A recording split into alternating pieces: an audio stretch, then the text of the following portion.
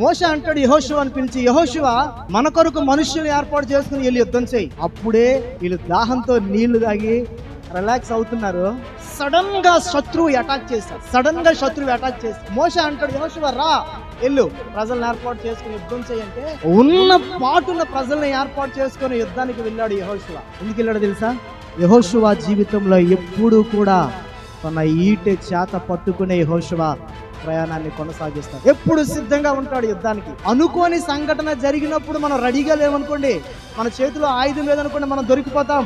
యెహోషువని నువ్వు మనుష్యులను ఏర్పాటు చేసుకుని వెళ్ళు అంటే వెళ్ళి అక్కడ యుద్ధం చేశాడు అమ్మాలి. ఆ రోజు యెహోషువ యుద్ధానికి సరిగ్గా సిద్ధపడి ఉండకపోతే ప్రమాదమే.